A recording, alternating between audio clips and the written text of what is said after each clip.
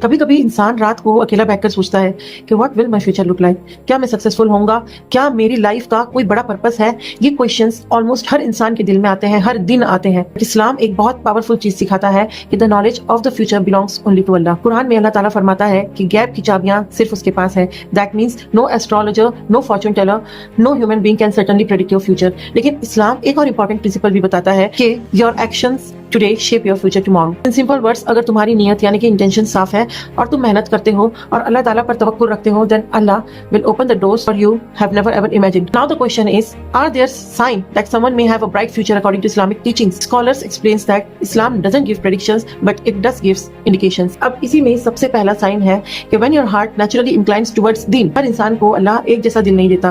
Some people are completely absorbed in دنیا for fame, money and entertainment، لیکن کچھ لوگ ایسے ہوتے ہیں جن کا دل آٹومیٹکلی اللہ، قرآن اور اسلامک نالج کی طرف اٹریکٹ ہوتا ہے۔ ان میں سے ایک میں بھی ہوں۔ یہ میں اپنے آپ کو فیل کرتی ہوں کیونکہ پہلے میری لائف ڈیفرنٹ تھی اور آج میری لائف بہت ڈیفرنٹ ہے۔ سورہ الانعام کی 6:125 کی یہ آیت میں اللہ تعالیٰ فرماتے ہیں کہ whom Allah wants to guide he opens their chest to Islam.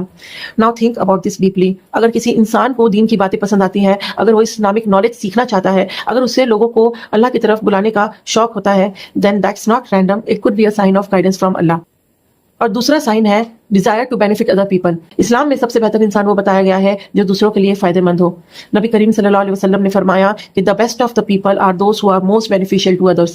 So imagine a person who spreads knowledge, helps people emotionally, encourages them during difficult times اور reminds them about Allah. ایسے لوگ سوسائٹی کو better بناتے ہیں and many times Allah puts برکت in the work of such people. تیسرا sign ہے resilience after hardship. Life میں ٹیسٹ آنا نارمل ہے۔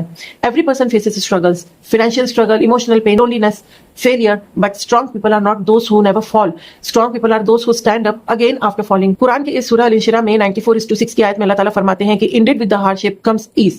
And this is not just a motivational quote, it is a promise from Allah کہ کبھی کبھی جو اسٹرگل تم فیس کر رہے ہو وہ ایکچولی اللہ کی طرف سے پریپریشن ہوتی ہے تمہارے فیوچر کے لیے۔ ہسٹری میں بھی دیکھیں تو بہت سے گریٹ اسکالرس اور لیڈرس کی لائف میں بہت اسٹرگلس آئے اور ان کی لائف تو اسٹرگل سے بھری ہوئی تھی۔ Now the fourth sign is seeking knowledge. Knowledge کا اسلام میں بہت ہائی اسٹیٹس ہے۔ جو انسان نالج سیکھتا ہے اللہ اس کے درجے بلند کرتا ہے۔ قرآن میں اللہ تعالیٰ فرماتے ہیں کہ اللہ ان لوگوں کے درجے بلند کرتا ہے جو ایمان لائے اور جنہیں علم دیا گیا۔ نالج صرف ریلیجس نہیں، ورلڈلی نالج بھی امپورٹنٹ ہوتے ہیں، لیکن جب نالج کا پرپس ہیومینٹی کو بینیفٹ دینا ہو اور اللہ کی کریشن کو امپروو کرنا ہو تب وہ نالج اور بھی زیادہ پاورفل بن جاتا ہے۔ پانچواں سائن ہے سنسیئرٹی آف انٹینشن۔ کبھی کبھی دو لوگ ایک ہی کام کرتے ہیں، دونوں کے کام سیم ہوتے ہیں، لیکن اللہ کے نزدیک ان کی ویلیو بہت ہی ڈفرینٹ ہوتی ہے۔ کیوں؟ اس لیے کیونکہ اس کا سب سے بڑا امپورٹنٹ ہے نیت۔ نبی کریم صلی اللہ علیہ وسلم نے فرمایا کہ actions are judged by intentions. اگر کوئی انسان صرف فیم، منی یا ایگو کے لیے کام کرتا ہے تو اس